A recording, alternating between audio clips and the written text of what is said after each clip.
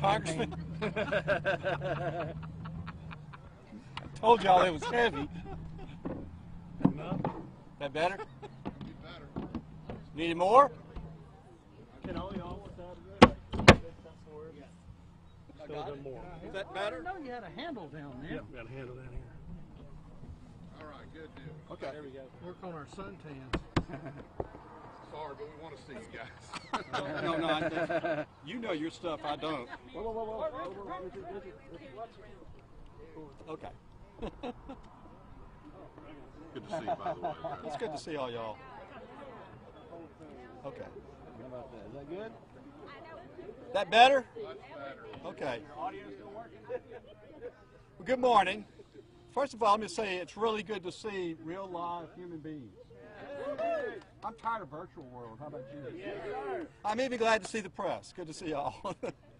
I came here to make an announcement today about the runoff that's going to happen on July the 14th, is that right?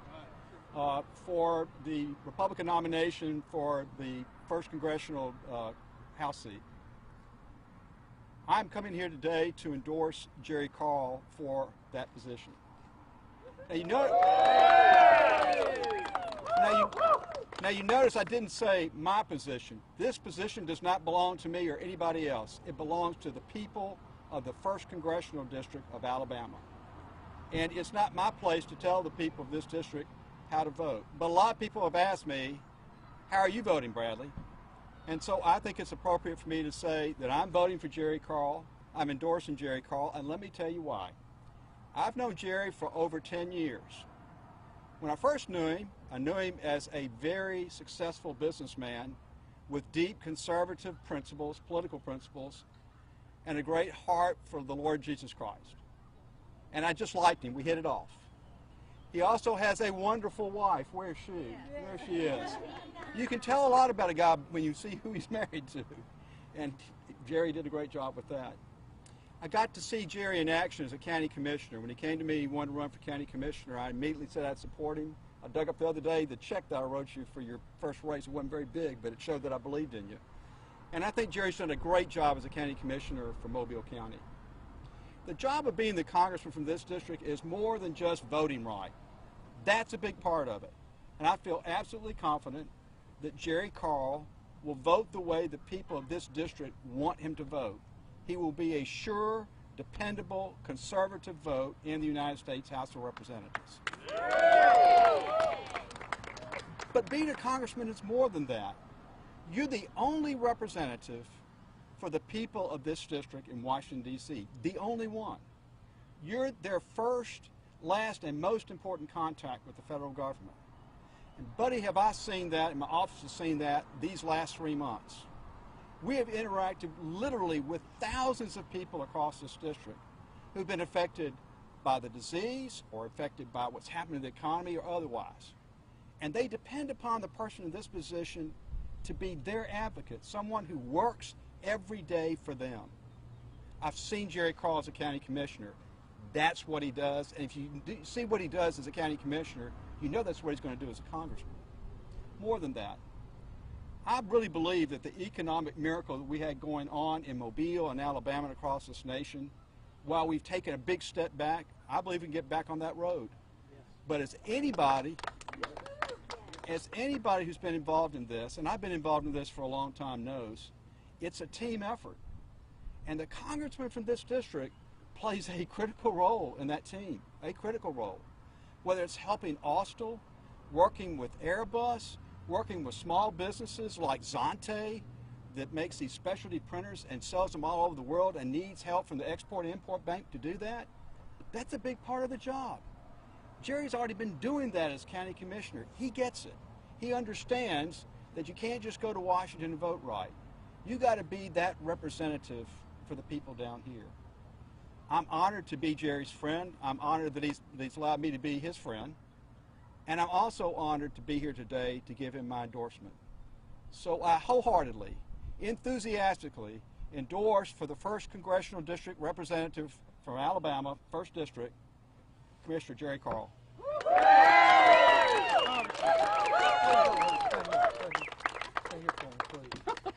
This is about you, not about me.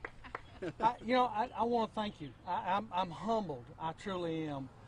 Most of you don't know, but Bradley opened up his office to all the candidates. He was open to talk to all of us, to help us with talking points, to help us with policy, to help us in any way he could to every candidate.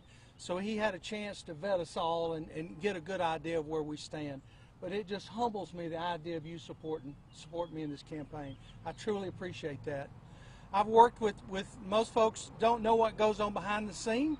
I've worked with Bradley with the Airbus expansion, with Walmart distribution, with Austell, keeping those projects. It is a team effort, and yes, I do understand.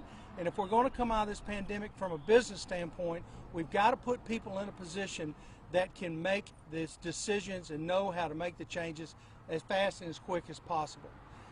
I'm proud to be Bradley's friend. I'm proud the way he has stood up for the unborn children. I'm proud of the stance he's taken to the Second Amendment rights. I'm proud of the fact that he has stood up to socialism and communism that the Democratic Party is trying to sell in Washington right now. And it's going to take more people with backbone that are willing to go to Washington to do that. And talking to Bradley the other day, and he was telling me what he wanted to do. This is his show. I made him a promise, and my promise was when I got to Washington, I would not allow China to keep stealing our technology and make sure they pay for this pandemic.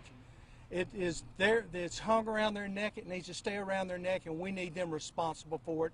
And we don't need to let them get away with this. It has put us in a tailspin, but we will recover because we're Americans. We will recover. But Congressman, more than your support from a political standpoint, I'll tell you what means the most to me. In your statement, you're putting your children, your grandchildren, and the future of your family in my hands. And sir, I take that very, very seriously. So thank you. Thank you. Okay, questions? Congressman Byrne, what's next for you? That's a good one. The next chapter. I have no idea. I made a commitment to the people of this district that I would serve out this term, and I'm going to serve out this term. And that means all the way till noon on January the 2nd of next year. But I don't have any present plans to do anything. My wife's had me in the house with her the last 3 months. I don't think she wants that to continue. And so I'm going to get a job to do something. But I continue to love this area and the people of this area, and I'll find other ways to serve them if they will allow me. And that doesn't mean political, by the way. There are plenty of ways to serve when you're not in political office. So we'll see. And we'll tell you when we get to that point. I don't have an answer for you right now. Other questions? Yes, sir. No, I'm not going to get involved in the Senate race. I think I made that statement early on, didn't I, John? But I may have changed my mind, so that's a good question. Other questions? Commissioner, if you could talk about campaigning during the pandemic and what your expectations are for the turnout. Well, it's been very interesting. I've been involved in several campaigns on the outside working campaigns, and obviously I've been involved. This is my third campaign to personally be involved in. When the pandemic hit, my responsibility at that point shifted to the Mobile County residents, and that's what I focused on. I literally shut everything down. We rolled the carpets up, we packed it away, and I have focused on this pandemic. I serve on several boards that are very crucial to this pandemic, the Board of Health being one of them, the State Port Authority being another. We had to make sure things kept moving. So it's been very strange, but I am so glad to get out and see people and be around people. It's been very challenging for somebody like myself.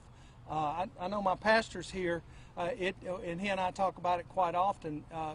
We feed we feed off of other people and the social aspect of it. But the campaign is heating back up. It will. We've got about 33 more days, I believe, 34 more days. It'll heat back up. We'll go back on the airways, and we'll hope that we have a great turnout. A great turnout, according to what I've been told, is going to be somewhere between 5 and 8% of the Republican electorate. That's embarrassing. So we're looking at somewhere between 30 to 35,000 people total. Hopefully, We pray that it turns out to be a lot more, and obviously it'll be a lot more of our supporters. But we're feeling very strong. We're feeling very confident in that we've got the right message. We just have to get people to understand that you know that are undecided where we actually are going with this. We picked up support of Chris Pringle. We picked up the support of Wes Lambert. It has been amazing, some of the things that have been happening there. So things are looking pretty good for us. We're excited. Can you give us your thoughts on the social dynamics that this country finds itself in right now, and in particular our area, in light of what's been going on? Well, I don't think anyone can view what happened to George Floyd without having sympathy. There's no doubt about that. But you can't justify looting and tearing up public property or private property by any means. I think there's a voice there that needs to be heard. I think you look at the Sheriff's Department, you look at Baldwin County here, you look at Hoss Mack, you look at Mobile County, you look at Sheriff Cochran and the cities. I mean, they've done an incredible job of trying to work and communicate, and it might be another step for us in the right direction, But I don't want to overreact, and I encourage everyone not to overreact. Let's respond. Let's don't react, and there's a big difference in those two words. This is a joint question for both of you. Has there been any movement on the lawsuit over proxy voting in the House? And if elected to Congress, will you become a party to that lawsuit? You're going to have to explain. Say that again now. I got the. Both of us Republicans in the House sued to block proxy voting on the floor of the House of Representatives. Yeah. No. Has there been any movement on efforts on that? You know, Not that I know. I know that it was filed a couple of weeks ago, and we've asked for a preliminary injunction. I don't know that a hearing date's been set yet, but I assume one's going to be set pretty soon. And will you become a party to the lawsuit? Sign on your name as a... Yes. You need to be there to vote. I'm sorry. You're paid to represent your district. You need to be there and represent your district. Simple as that. I'm sorry, John, I can't. Yeah, I just looking at any comment. I know this has come up before earlier in the campaign, the news release from your opponent saying benefited on fast track projects, road projects. Yeah, I saw that today on Facebook. Today's about our congressman. It's not about my opponent, but if my opponent had actually done some fact checking, he would have found out that project went on the books in 1977. That project was well underway when I got elected, so I don't even know that I ever signed a document on that project. So if I had that much influence in 1977, I'm doing pretty good. Doing pretty good. Any other questions? Maybe you could just elaborate a little more on your platform while we've got you here. Okay. You mentioned you made a promise to Congressman Byrne about staying on the China issue, not letting them off the hook. Any other things that you could give us as far as from a local perspective and people out there? Well, the Second Amendment right, I think, is a huge one, especially for me and my family. I don't think the Second Amendment applies to hunters. I think it actually applies to people arming themselves from a rogue government, and I think that's what makes the other Constitution work. I think the federal government we've got to revisit that. From a business standpoint, I think a lot of the permits, a lot of the things that we have put in place that really hamper expansion. This road project that John was asking me about started in 1977. Most of it in that time period has been either environmental issues, moving telephone poles. You don't build a road overnight. Most of the road projects that I've been involved in, for example, 8 years ago, are just now beginning to start to move. So there's so many restrictions by the federal government. We've got to, and I know Donald Trump has done a great job of trimming that back, and we've got to continue to do that. The unborn children, that's an issue. It's a Southern issue. For me, I think that touches all of us in a very special way. The idea of aborting a child, or the idea of killing the child after the child is born alive, is just unthinkable where I'm from. That's just a handful. From a business side, I love the business side of government, which really drives most people crazy. I'd love to see us get back to a balanced budget. Am I going to single-handedly go up there and do it? I doubt it. it's going to take a lot of team effort, and that's where it becomes important that you work in Washington as a team. You have to work as a team. Jerry, any debates or forums scheduled between you and your opponent? No, the biggest problem we're having is getting people together. I got asked this morning. I don't know what my opponent's response has been. Ours so far has been no, because I mean, you may get a handful of press and 2 or 3 people to turn out, and that's really not what we're trying to do here. So we'll spend a lot of our time talking to small groups, but probably individually and not in a forum setting. That it? All right. Thank you, everybody. Thank y'all. Thank you so much.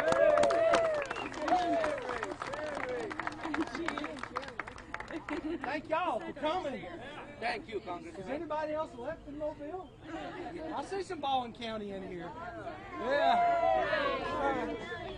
Thank y'all so much for coming. Have a fence on the back row. Come on. Thank you. Sherry, can we get some photo op with the Congressman? Okay. Are you the dog? I am. And they are wonderful people.